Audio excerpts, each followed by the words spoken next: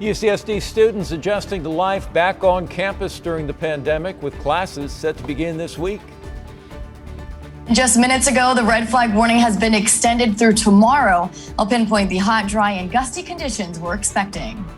The new development project near the waterfront that aims to bring some of the world's top biotech talent to San Diego. ABC 10 News at 11 starts now. ABC 10 News at 11 starts now. And welcome to ABC 10 News at 11. So good to have you here. I'm Jim Patton, joined remotely by my co-anchor Virginia Cha and 10 News meteorologist Megan Perry. Great to see you both as usual, and we'll be hearing from you very shortly. Well, the academic school year for UC San Diego beginning today, and the university has implemented a lot of changes to try and prevent COVID-19 outbreaks. ABC 10 News reporter Marie Cornell shows us how students are adapting to the new rules. Though the academic school year begins Monday, many UC San Diego students still have a few days before they have to log on to their classes. And that's just one of the changes they'll have to deal with this semester because of the coronavirus. I understand why they have to do it, and I completely understand and agree with it. But also at the same time, it's like I'm still 19 and I'm my second year in college, so it's not really a fun thing to go through right now. Anthony Sanchez says nothing seems normal this semester at UC San Diego. Going into his second year, he's adapting to changes the university has made to try and prevent the spread of the coronavirus on campus. Right now, 90% of classes will be held virtually. Sanchez will be logging on from campus housing.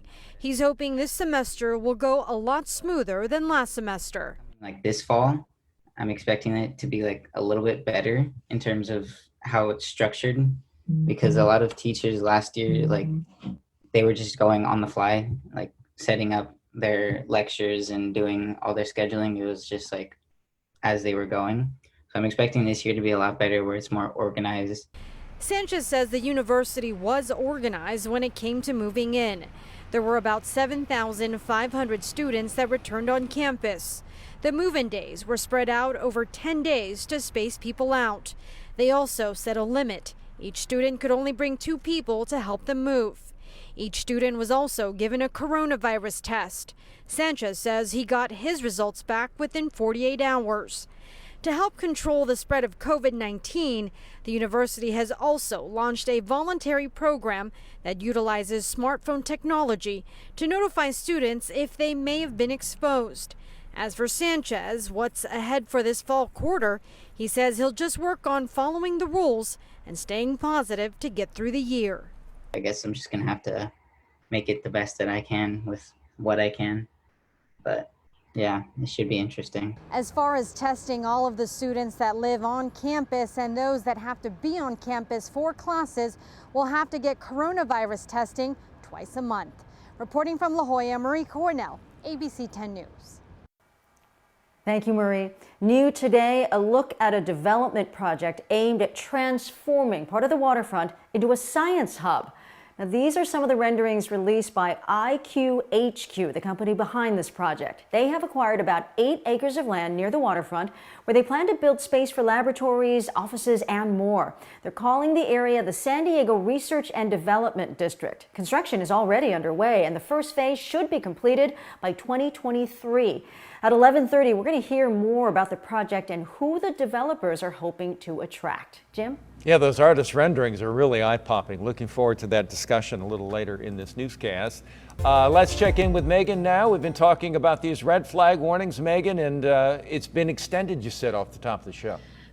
That's right. So this morning we were kind of talking about this, that the winds were not super strong this morning and that we're actually going to see the winds pick up a little bit tomorrow morning. And so the red flag warning was extended. So no surprise there, but it is going to be pretty hot. It's going to be hotter tomorrow. It already is pretty toasty. In fact, in Ramona, it's 93 degrees right now, 10 degrees cooler in Kearney Mesa, Fallbrook near 90, as well as in Alpine. And that is 17 degrees warmer than 24 hours ago. This is just the beginning of the hot stretch. Tomorrow, temperatures jump another 5 to 10 degrees. The winds have picked up in Alpine and Descanso, gusting to about 25, 26 degrees, respectively. The strongest wind gust I've seen so far was at 40 miles per hour. It will be a bit breezy into the afternoon, but the winds pick up up again overnight into early tomorrow morning. Could see a few isolated gusts reach up to 40 once again. Humidity down to 10 to 15%. That, coupled with the very dry brush, is going to lead to critical fire conditions. I'll pinpoint just how hot it's going to get this week when I come back with your full forecast. Jim? All right, Megan, look forward to that. Thank you so much. With those Santa Ana winds leading to critical fire danger today, local fire crews prepared to respond to any flare-ups in the area. Fire officials and SDG&E have activated the emergency center and pre-stage crews and equipment in advance of this warning. They urge everyone to use a ready, set, go plan. Clear your gutters, and hopefully you have already cleared defensible space.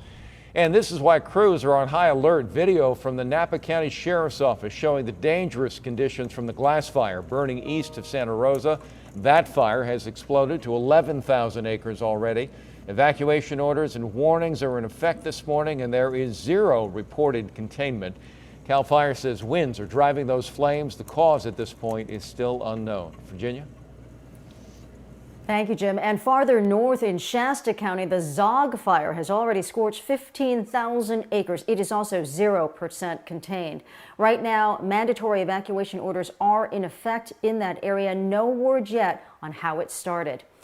Final preparations are underway for the first presidential debate of what has been an unusual campaign season. That is coming amid the fallout over a New York Times report that investigates President Trump's tax filings.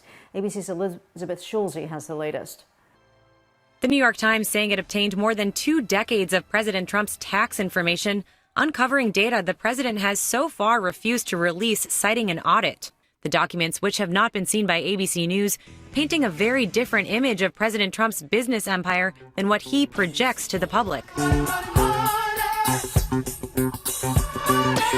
According to the New York Times, President Trump paid just $750 in federal income taxes in 2016 and 2017, and he paid no federal income taxes in 10 of the past 15 years, mainly because he allegedly claimed he was losing more money than he made. Trump reportedly facing personal debt totaling $421 million, money coming due in a few years as he currently runs for re-election. Most of his core businesses, including his golf courses and hotel just blocks from the White House, report losing millions, if not tens of millions, year after year.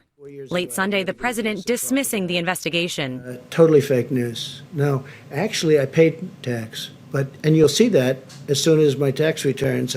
It's under audit. But Joe Biden pouncing. Releasing a new ad highlighting the tax burdens of teachers, firefighters, and nurses, totaling up to $10,000. The president's personal finances now likely to be a topic tomorrow night during the first presidential debate in Cleveland. Other topics will include COVID-19, the economy, and the Supreme Court. The candidates preparing for the high-stakes debate with tens of millions expected to watch from home. I'm prepared to go out and make my case as to why I think he's failed. Tomorrow's debate will look a little bit different than in the past because of the pandemic. While the candidates won't be wearing masks on stage, they won't be shaking hands either. Elizabeth Schulze, ABC News, Washington.